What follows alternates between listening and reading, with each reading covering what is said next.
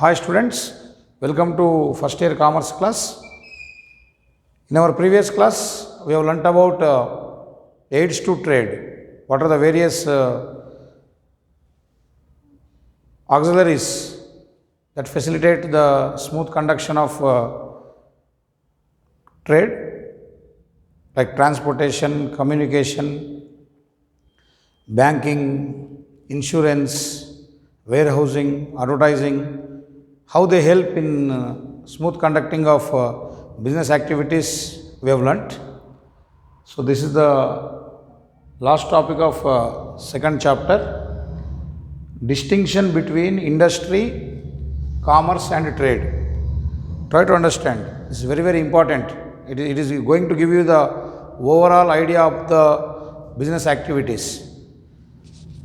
In the beginning of commerce introduction, I have told you that if you want to earn money, you have to engage in a economic activity. Like now I am teaching commerce, so this is economic activity. That means I am working as an employee, so I am earning money. Similarly, if you don't want to become an employee and you want to do your own business activity, what way you can do? In what way you can earn money? So because once you enter into business, you will try to earn profits. So when you want to start a business organization or when you want to become a businesswoman or businessman, what are the activities you can undertake? If you cannot become a businessman or you don't want to enter into a business, you can become a professional like chartered accountant, lawyer, doctor. That is called profession. Then employment. If you do not have professional qualification, normal qualification you have, you can become an employee, normal accountant, lecturer, teacher, okay, clerk, supervisor, engineer. So these are all called as normal employment. Principal, all these will come under the category of employees. So employment depends upon the qualification. If your qualification is high and you got high experience, you will get more salary. That all we have discussed. So you are not a professional and you are not a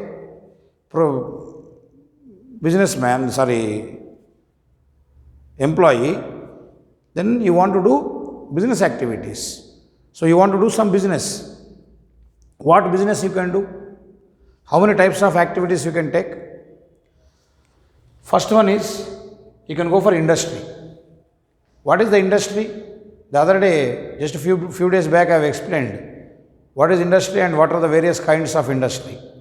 Industry is a place where goods are manufactured. Raw material is converted into finished goods. That is a place called industry, where goods are made. Furniture, textiles, footwear, fans, tube lights, air conditioners, bikes, cars, mobile phones, everything. Wherever we make the goods, that place is called as industry, where you make something, where you create something. So industry is the place of creation. So you can enter into industry. If you are not capable of managing an industry, where you do not have that much of money and that much of skill, that much of experience, what you can do? You can engage in the activities of commerce. What does commerce deals with? Commerce deals with the distribution of goods. Whatever the goods we have manufactured in the industry, that we have to take to customer. So we need to go for distribution. As part of distribution, what you need again? You require various aids to trade. You can engage in transportation, you can maintain godowns, okay. You can go for insurance, you can establish a bank. So that's what commerce deals with. If not, even this is not possible for you, simple activity, go for trade. So in trade, what you will be doing? Buying and selling of goods. Simply you do not have much capability of engaging in commerce activities, neither you are capable of manufacturing goods. Simply what you do? You engage yourselves in buying and selling. So from a manufacturer, from a distributor, you buy the goods at lower rate, okay, at less price, purchase the goods at less price and sell them to the customers at the higher price. Then you are called as a trader. That is a simple activity. For example, if I am a manufacturer, I will make these markers. If I am the manufacturer, I am a producer, if I am an industrialist, I will make this marker. So if I make this marker, I prepare this marker, I am the industrialist, I am the manufacturer.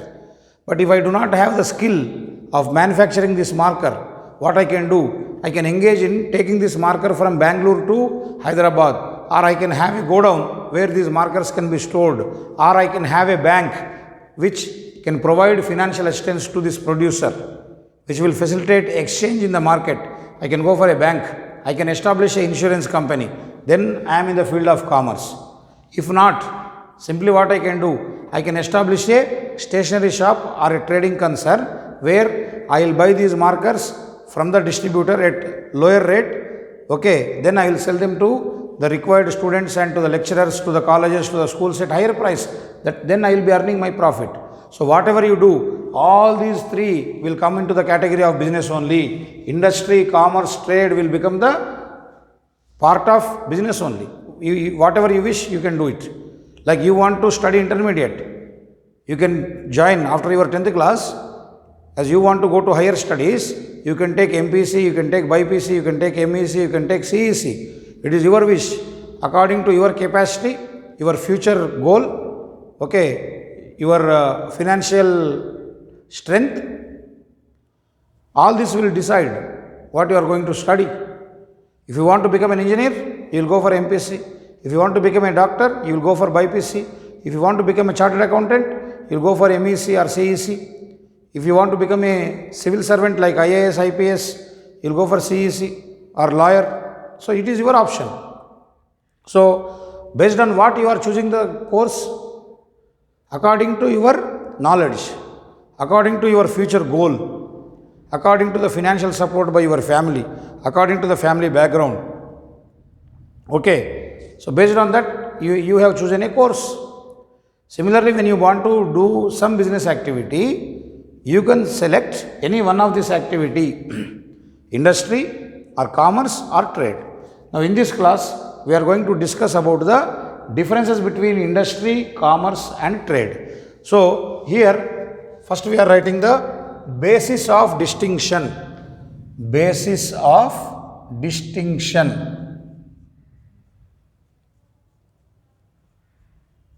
Okay. So based on what we are going to differentiate? First, meaning. What is the meaning of industry? It deals with production of goods and services, means making. You are making the goods, preparing the goods. Next, this deals with distribution, means the other day I have shown you, goods have to reach from producer to consumer. So this commerce will facilitate in transferring of product from producer to consumer. If this commerce is not there, product cannot reach from producer to consumer. What does commerce includes? It has got all aids to trade. It has insurance, it has banking, it has transportation, it has warehousing. Commerce नहीं है तो goods producer से लेके consumer तक नहीं पहुंचता. Okay, so commerce deals with the distribution of goods and services. Trade, buying and selling of goods and services. So from one person you buy at low price, to consumer you sell at higher price to make profit. That is the activity of trade. Next, creation of utility. What is utility? Already we have learnt. The benefit what we derive from the product is called as utility. For example, this marker is enabling me to write on the board. So it is the utility of the marker. Okay, shirt is giving me dignity, it is covering my body. So that is the utility I am getting from shirt. So like that every product has got utility. The benefit what we derive from the product, from a resource is called as utility. So what type of utility is created by industry? It creates farm utility. How does industry creates farm utility? Because it converts raw material into finished product. By converting raw material into finished goods, industry is creating farm utility. As you know that raw material cannot be used directly, whereas finished goods is ready for use. So in industry, we use our skills and we convert raw material to finished goods. That's why we say that it is creating farm utility. Whereas commerce creates utility of person, utility of place, utility of time. By involving traders, by communicating Okay, linking producer and consumer, it is giving the utility of person. By transporting, it is creating the utility of place. By storing, it is creating the utility of time. Then trade creates only possession utility. What do you mean by possession utility? It is transferring the ownership from one person to another person. It is transferring the commodity. So you are having the possession first. Before the sale of the goods, the trader used to possess the goods. After sale, the goods will be transferred to consumer. That is what called as, it creates possession utility. If traders are not there, you cannot buy the goods. You cannot be the possessor of goods. You cannot possess anything if the traders are not there. Suppose say I want to have this marker with me. If no trader is selling the goods, how can I buy the marker? So because a trader is selling the marker, I am purchasing it. Now this marker is with me. I am in the possession of this marker. Possession means keeping the product with us. Is called as possession. This furniture is possessed by the college. If someone has not sold the furniture, how could this college possess the furniture? Keeping a product with us is called as possession. Maybe a property, maybe a product. So trader, by selling the goods, it is enabling the possession utility. Then capital. What amount of capital is required? I told you earlier, industry requires a very huge amount of capital because you require machinery, you have to buy raw material, you have to install various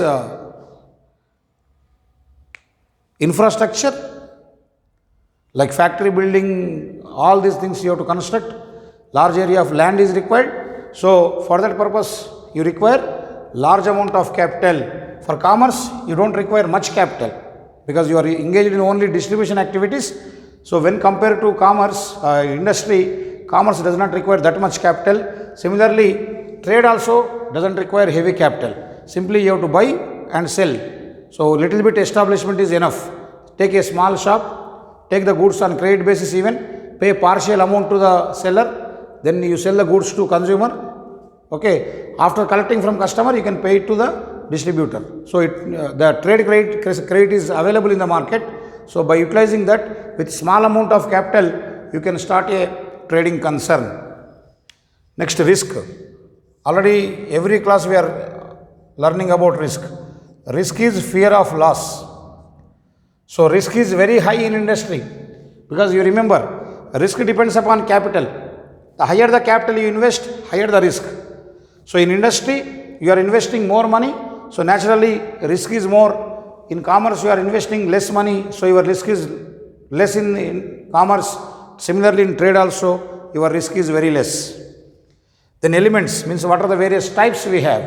In industry, we have genetic, extractive, manufacturing and constructing. What are all these? Already we have discussed while explaining the topic about types and classification of industry. I have given all the definitions. Then commerce includes trade and aids to trade. Just in the previous classes I have explained what are aids to trade. Then trade includes home trade and foreign trade. This also we have already discussed. Home trade means where buyer and seller both belong to the same country. Okay. Whereas in foreign trade, buyer and seller belongs to two different nations. That is called foreign trade. Then place of work, where we are going to work. As an industrialist, we work in firms, factories, mines, workshops. What do you mean by mine? Where we extract minerals like stones, aluminium, iron, gold, coal. So where we take from the soil, it is called as a mine. So there we work. So commerce will be moving from one place to another place in order to provide service. Trade takes place in a market. Where does the buyer and seller meet? In a market. About market you will learn in your economics. Next, ownership. So who is the owner of the industry? The owner of the industry is called as industrialists. Who will do commerce? Merchants will carry out commerce activities. Who is the trader? The person who carries out trading activity is called as trader. So these are the differences between industry, commerce and trade. A very important answer. It will give you the overall view of the second chapter. With this, second chapter is completed.